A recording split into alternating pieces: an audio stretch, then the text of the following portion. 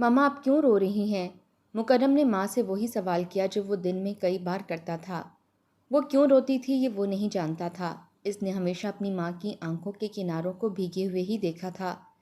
اس کو پڑھاتے ہوئے کاپی کے کئی صفحات آنسوؤں کی شبنم سے نم ہو جاتے تھے۔ کھیلتے ہوئے، بازار جاتے ہوئے، کھانا بناتے ہوئے، کسی محفل میں جانے کے لیے تیار ہوتے ہوئے، مکرم نے ہمیشہ حسنہ کی گہری کالی آنکھوں کو نمکین پانی سے لبریز ہی دیکھا تھا۔ 7 سالہ مکرم کو لگتا تھا کہ شاید ان کا کھلونا گم ہو گیا ہے یا ان کو کہیں چوٹ لگی ہے۔ کچھ نہیں بیٹا، آپ اپنا کام کریں، آپ اس سوال کا جواب لکھیں۔ حسنہ نے اس کی کاپی پر انگلی رکھی۔ یہ دیکھیں ماما، آپ کے رونے سے یہ صفحہ بھی گیلا ہو گیا ہے، اب مجھے پھر سے ٹیچر سے ڈانٹ پڑے گی۔ حسنہ نے گیلی آنکھوں سے کاپی پر دیکھا اور آنسو روکنے کی ناکام کوشش کرتے ہوئے اس کو چھوڑ کر کمرے میں آ گئی۔ حسنہ کی ماں جو کافی دیر سے اپنی بیٹی اور نواسے کو دیکھ رہی تھی اور ساتھ ساتھ 8 ماہ کی زہرا کو آلو کے چپس کھلا رہی تھی، زہرا کو اٹھائے مکرم کے پاس چلی گئیں۔ ماما کو کسی نے ڈانٹا ہے کیا نانو؟ نہیں تو بیٹا، لاؤ میں کام کرواتی ہوں، آپ کی ماما تھک جاتی ہیں، سارا دن جاب بھی کرتی ہیں اس لیے۔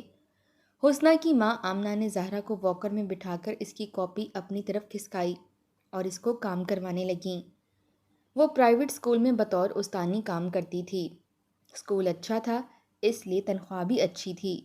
ماں کی اکلوتی بیٹی تھی، اس لیے شادی کے بعد بھی ماں آمنہ کے پاس ہی رہی۔ دونوں بچوں کی پیدائش اور ان کی دیکھ بھال نانو ہی کرتی تھیں۔ زہرا سارا دن نانو کی گود میں رہتی، رات کو حسنہ کے پاس سونے کو جاتی۔ اکثر اس کو وہ بھی میسر نہ آتی تو نانو کے ساتھ ہی سو جاتی۔ مکرم کو لگتا تھا کہ اس سے زیادہ نفرت تو زہرا ماما سے کرتی ہیں، نہ ماما کے پاس جاتی ہے نہ ان سے پیار کرتی ہے۔ کئی بار حسنہ اس نازک جان کو 2 تھپڑ بھی مار دیتی۔ جب کبھی حسنہ کا غصہ بے قابو ہوتا تو زہرا کے ساتھ مکرم بھی عتاب کا نشانہ بن جاتا۔ پاگل ہو گئی ہو کیا؟ بچوں کا کیا قصور ہے؟ انہوں نے کیا کیا ہے؟ ایک ایسی ہی شام جب دونوں کو بے دردی سے مارتی ہوئی حسنہ کے ہاتھوں سے آمنہ نے ننھی زہرا کو کھینچا اور مکرم کو بھی الگ کیا۔ ان کو دور لے جائیں میری نظروں کے سامنے سے، مجھے نہیں اچھے لگتے یہ بچے۔ حسنہ نے لال انگارہ آنکھوں سے بہتے آنسوؤں کو بے دردی سے اپنی گال پر رگڑا۔ تو مار دو گی کیا ان کو جان سے؟ یہ اس کے ہی نہیں، تمہارے بھی بچے ہیں، تمہاری کوکھ سے جنم لیا ہے انہوں نے۔ آمنہ نے سہمے ہوئے بچوں کو اپنے سینے سے لگایا۔ حسنہ ان دونوں کو نفرت سے گھورتی ہوئی کمرے میں چلی گئی۔ اس کے پاس ان کے بارے میں بحث کرنے کا نہ وقت تھا اور نہ ہی الفاظ۔ اس نے دونوں کو جنم ضرور دیا تھا مگر ماں نہیں بن پائی تھی۔ وہ ان کی ہر ضرورت کا خیال رکھتی، نہ دھوپ دیکھتی نہ چھاؤں۔ ان کے منہ سے نکلنے والی ہر خواہش کو پورا کرنا اس کا اولین فرض تھا۔ وہ ان سے محبت نہیں کرتی تھی، اس کو محبت تھی تو صرف باقر سے، ان کے باپ سے، جو محبتوں کے بے شمار دعوے کرتا تھا۔ ماما بہت گندی ہے نا، میرے پاس کوئی میجک ہوتا تو ان کو اچھا بنا دیتا، مکرم نے نانو کی گود میں ہچکیاں بھرتے ہوئے کہا۔ نہیں بیٹا، ایسا نہیں کہتے، ماما بہت اچھی ہیں، آپ تنگ بھی تو بہت کرتے ہو، نانی نے پیار سے ان کو سمجھایا۔ مکرم کو ماں کا چہرہ بدصورت لگنے لگا تھا۔ نانو، ماما بہت عجیب لگنے لگی ہیں، ان کا چہرہ بہت خوفناک ہوتا جا رہا ہے۔ مکرم نے چھوٹے چھوٹے ہاتھوں سے اپنے آنسو صاف کیے۔ بیٹا، ماما کو ایسا نہیں کہتے، ابھی آپ چھوٹے ہیں نا، کچھ باتیں آپ کی سمجھ سے باہر ہے۔ آمنہ نے اس کو خود میں سمیٹتے ہوئے خود کلامی کی۔ بچے ہیں ابھی، وہ نہیں جانتے کہ ان کے باپ نے کیا کیا ہے، تمہاری محبت کے ہجر سے واقف نہیں ہیں ابھی۔ آمنہ بچوں کو سلانے کے بعد حسنہ کے پاس آئی جو لیپ ٹاپ پہ اپنے اسٹوڈنٹس کے لیے اسائنمنٹ بنا رہی تھی۔ امی، بچے اسی کا خون ہیں، وفا سے آری، جب جب ان کو دیکھتی ہوں وہ یاد آتا ہے، نفرت ہے اس شخص سے اور اس کے بچوں سے بھی۔ حسنہ نے سر دونوں ہاتھوں میں تھام کر منہ نیچے گرا لیا۔ میں کیا کہہ سکتی ہوں، تمہارا فیصلہ تھا بیٹا اس سے شادی کا، تب بھی میں کہتی تھی کہ دل سے نہیں دماغ سے سوچ لو۔ آمنہ نے اس کی بے بسی کو دیکھ کر سمجھانا چاہا۔ وہ میرے ساتھ ہوتے ہوئے بھی میرا نہ تھا، میں بات کرنے کو ترستی رہی، اس کو سننے کو ترستی رہی، اور وہ کسی اور کی آواز کی مٹھاس کا مزہ چکھتا رہا۔ میری محبت کے ساتھ اتنی بڑی خیانت! ماں کی باتیں تو شاید اس کو سنائی ہی نہ دی تھیں۔ اس کی آنکھوں سے رمجھم شروع ہوئی تھی۔ ماں کی باتیں تو شاید اس کو سنائی ہی نہ دی تھیں، اس کی آنکھوں سے رمجھم شروع ہوئی تھی۔ ماں کا دل تڑپا، انہوں نے اسے اپنے سینے سے لگا لیا تو وہ بلک بلک کر روتی رہی۔ آمنہ سمجھ سکتی تھی کہ ان کی بیٹی کے خون میں وفا دوڑتی تھی، باقر کی محبت اس کا اوڑھنا بچھونا تھی۔ وہ ملک سے باہر مقیم تھا۔ حسنہ کے کاغذات مکمل کرواتے 2 ننھے مہمان زندگی میں آ گئے، جس کی وجہ سے سب کچھ تاخیر کی نظر ہو گیا، اور باقر نے حسنہ سے شادی کے 1 سال بعد ہی وہاں کسی ڈاکٹر سے شادی کر لی تھی۔ حسنہ کو تو اس کی شادی کی بھی خبر نہ ہوتی اگر وہ اس ڈاکٹر کی تصویر سوشل میڈیا پر باقر کے ساتھ نہ دیکھ لیتی۔ شادی کی اس تصویر کے ساتھ تاریخ بھی لکھی ہوئی تھی۔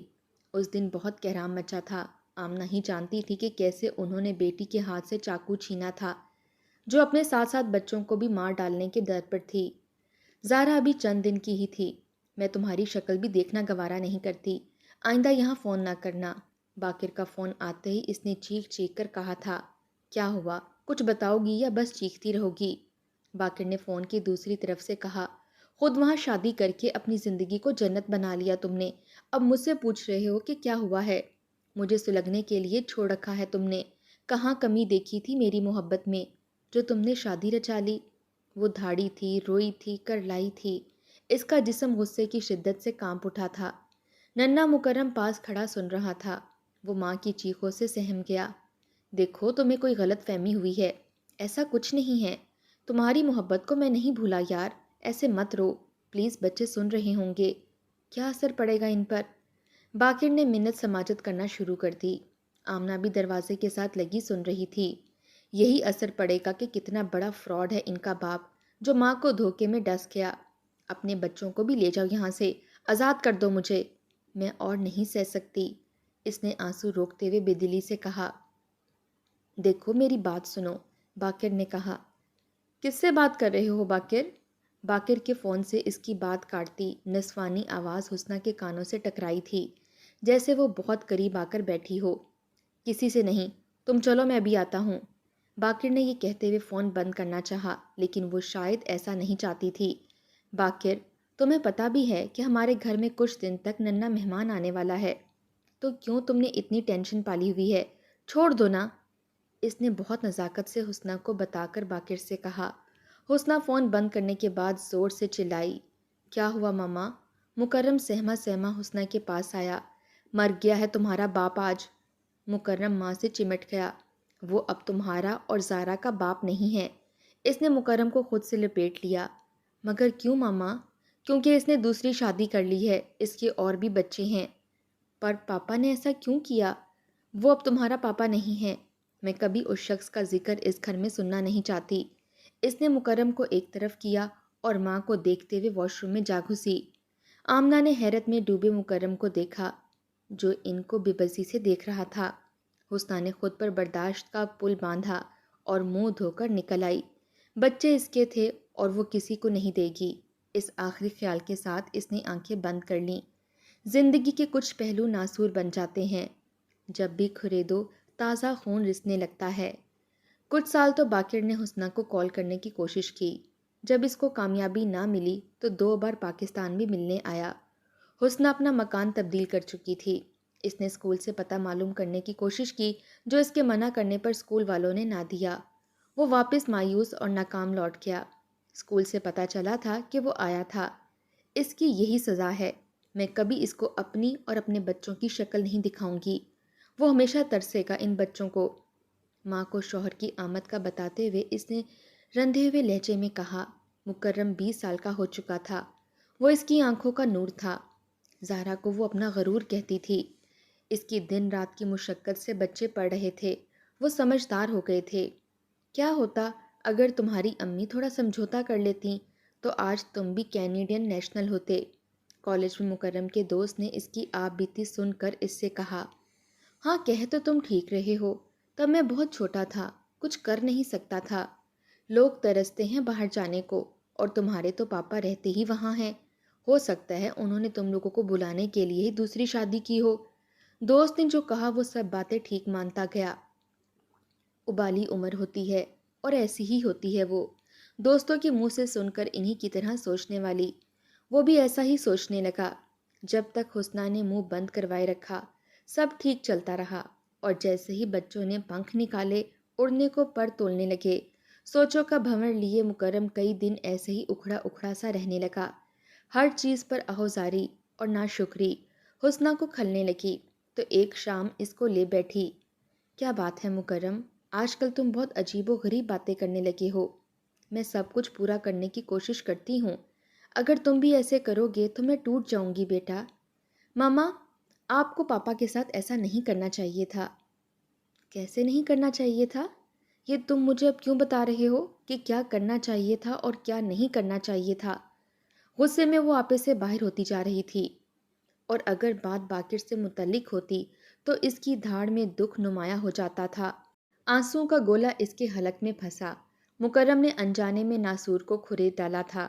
اب تو اس میں اتنی پس بھر چکی تھی کہ اس کے ذکر سے حسنہ کو گھن آنے لگی تھی۔ آپ تب تھوڑا کمپرومائز کر لیتی تو آج ہم بھی باہر کسی اچھی یونیورسٹی میں پڑھ رہے ہوتے۔ امی، آپ سن رہی ہیں نا؟ حسنہ نے کمرے سے باہر آتی اپنی امی کو آنسوؤں سے ڈبڈبائی آنکھوں سے دیکھا۔ آپ نے سنا امی، میری اولاد بڑی ہو گئی ہے، باپ کے پاس جانا چاہتی ہے۔ کہتی تھی نا تب کہ اسی کا خون ہے، اسی جیسا نمک حرام اور دھوکے باز، پر آپ نہیں مانتی تھیں۔ آمنہ حسنہ کے پاس آ کر بیٹھی۔ وقت اور عمر نے ان کو بہت زیادہ بوڑھا کر دیا تھا۔ کیا ہوا حسنہ؟ کیا کہہ رہا ہے مکرم؟ انہوں نے کانپتا ہوا ہاتھ مکرم کے کندھے پر رکھا، جو دونوں ہاتھ میں منہ چھپائے بیٹھا تھا۔ خود ہی پوچھ لیں کیا کہتا ہے۔ حسنہ نے زہرا کو آواز دی، زہرا ادھر آؤ بیٹا۔ دونوں کو صوفے پہ بٹھا کے وہ اب آخری فیصلہ کرنے کو تیار تھیں۔ تم دونوں بہن بھائی آپس میں طے کر لو، اور تیاری بھی۔ اب تم لوگ مزید میرے ساتھ نہیں رہ سکتے، فیصلہ کر لو آج ہی، اٹھ جاؤ، اس نے نہایت غصے سے کہا اور وہاں سے چلی گئی۔ زہرا نے حیرت سے مکرم کو دیکھا۔ اس کو ماں کے اتنے سخت رویے کی بالکل توقع نہیں تھی۔ کیا ضرورت تھی ایسی بات کرنے کی جس سے امی کو تکلیف ہو؟ زہرا نے نانی کو دیکھا جو بوڑھی ہونے کے ساتھ ساتھ بیٹی کے دکھ سے کمزور پڑ گئی تھیں۔ ان میں ہمت باقی نہ رہی تھی کہ جوان اولاد اور بیٹی کے درمیان مسئلے کو حل کروا سکتیں۔ میں نے ایسا کچھ نہیں کہا، بس پاپا کے بارے میں ہی بات کی تھی۔ آج دنیا باہر جانے کو ترستی ہے، کتنا مشکل ہے آج کل باہر کا ویزا لگنا۔ میرے سارے کلاس فیلوز کہتے ہیں کہ میں بھی اپنی تقدیر بدل سکتا ہوں، اور میرا تو باپ ہے وہاں، کتنی آسانی سے بلا سکتے ہیں وہ ہمیں۔ اب اس میں ایسا کیا برا ہے بتاؤ مجھے؟ مکرم نے جذباتی پن سے جواب دیا۔ وہ جانتا تھا کہ ماں کمرے میں سن رہی ہوگی، اس کے سامنے تو بول نہ سکا، لیکن اپنا مدعا اس تک ضرور پہنچانا چاہتا تھا۔ آہستہ بولو، تمہیں پتہ ہے نا کہ پاپا کا اس گھر میں آج تک کسی نے ذکر تو دور کی بات نام تک نہیں لیا۔ انہوں نے ہماری ماما کو دھوکہ دیا ہے، ان کا اعتبار توڑا ہے، تو ہم کیسے ان کو تکلیف دے سکتے ہیں جبکہ وہ اتنی سا کاٹ چکی ہیں، وہ بھی بغیر کسی قصور کے۔ زہرا نے بھائی کو تسلی سے سمجھایا۔ پاس بیٹھی نانی ایک آہ بھر کر رہ گئیں۔ وہ جانتی تھی کہ حسنہ اب یہ دکھ نہیں سہ پائے گی۔ یہی تو کہہ رہا ہوں کہ کیوں سزا کاٹ رہی ہیں، بلا وجہ ان سے رابطہ کریں، ان کے پاس چلتے ہیں ہم سب۔ مکرم نے 3 مہینوں سے جو کھچڑی دماغ میں پکا رکھی تھی وہ سب چولہے میں انڈیل رہا تھا۔ اندر بیٹھی حسنہ کا دل مٹھی میں بند ہوا جا رہا تھا۔ جس خدشے کو وہ اندر چھپائے خاموشی سے ان کو پال رہی تھی، وہ حقیقت کا روپ لیے آج اس کی دہلیز پکڑے کھڑا تھا۔ تمہارا دماغ خراب ہو گیا ہے بھائی، پاپا نے وہاں شادی کر رکھی ہے، ان کے اپنے بچے ہیں وہاں، شاید تم یہ بھول گئے ہو تو دوبارہ سن لو۔ بہن نے غصے کی شدت سے سارا احترام بلائے طاق رکھتے ہوئے بتایا۔ مجھے پتہ ہے، ہو سکتا ہے کہ وہ شادی ہمارے ہی بہتر مستقبل کے لیے کی ہو۔ مکرم کے پاس اس کے ہر سوال کا جواب دلیل کے ساتھ موجود تھا۔ اتنی دیر میں حسنہ باہر آ چکی تھی۔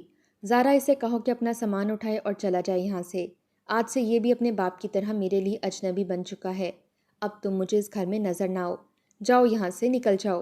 حسنہ پورے زور سے چلائی تھی۔ آمنہ نے دل پر ہاتھ رکھا اور ایک دم صوفے کی طرف جھول گئی۔ نانو، نانو۔ زہرا چونکی۔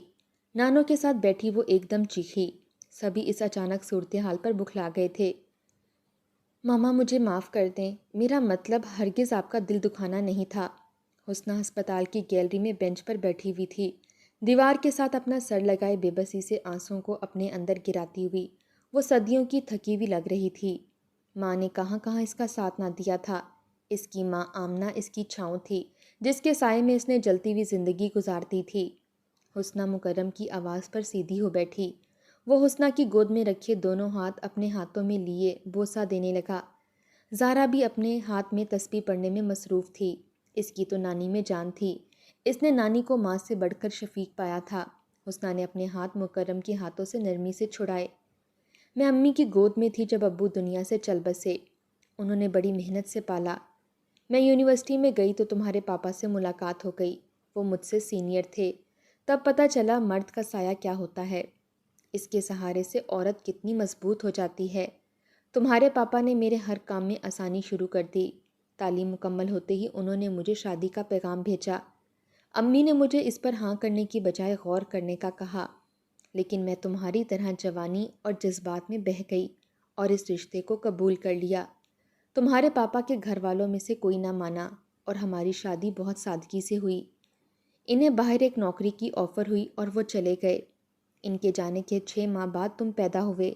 میں ان کا انتظار ہی کرتی رہی اور انہوں نے وہاں بھی کسی کو اپنا کندھا سہارے کے لیے دے دیا۔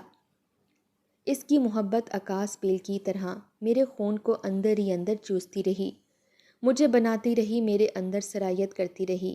میں ان کے فون کا انتظار کرتی تھی اور وہ مجھ سے کام کا بہانہ بنا کر اگنور کرتے رہے۔ 2-3 بار آئے اور آخری بار زارا کی پیدائش سے پہلے گئے اور پھر لوٹ کے قدم بھی نہ رکھا اس گھر میں۔ حسنہ نے آنکھوں سے ٹپکا آنسو چادر کے کنارے سے صاف کیا۔ میں مرد کے سائے کے بغیر پل کر جوان ہوئی اور جب وہ سایہ میسر آیا تو اس کی چھاؤں ککر کے درخت کی طرح نہ پیت نکلی، نہ دھوپ نہ چھاؤ۔ اتنا بڑا دھوکہ دینے کے باوجود تمہارا باپ شرمندہ نہ تھا۔ حسنہ نے ایک لمبی آہ بھری۔ اور اب تم اگر جانا چاہتے ہو اپنے باپ کے پاس تو جا سکتے ہو۔ حسنہ نے اس کے جھکے ہوئے سر پر ہاتھ رکھا۔ ماں کے کمرے کی طرف جانے کے لیے اٹھ کھڑی ہوئی جہاں انہیں آکسیجن لگی ہوئی تھی۔ آمنہ کو ہارٹ اٹیک آیا تھا لیکن معمولی نوعیت ہونے کی وجہ سے ان کی جان بچ گئی تھی۔ حسنہ نے دروازے میں لگے شیشے سے ماں کو دیکھا۔ زارا بھی ان کے پاس آ کر کھڑی ہوئی۔ مکرم ان دونوں کے پیچھے آ کھڑا ہوا اور دونوں کو اپنے بازوں کے گھیرے میں لے کر ماں کے سر پر اپنا سر رکھ دیا۔ حسنہ نے گھنے درخت کے سائے جیسی ٹھنڈک محسوس کر کے اپنی آنکھیں بند کر لیں۔ مکرم اپنی ماں کو چھوڑ کر جانے کا ارادہ ترک کر چکا تھا۔ ماں اور اولاد کی محبت تو اٹوٹ ہوتی ہے۔ مکرم ماں سے بدظن ضرور ہوا تھا مگر حقیقت جاننے کے بعد وہ رائے راست پر آ گیا تھا۔ زندگی میں بعض موڑ ایسے آتے ہیں جب انسان بے بس ہو جاتا ہے۔ باقر اپنی اولاد کے لیے بھی کبھی پلٹ کر نہ آئے۔ اگر میری جگہ آپ ہوتے تو کیا فیصلہ کرتے؟ اپنی قیمتی رائے کامنٹ باکس میں ضرور دیجیے گا۔ شکریہ۔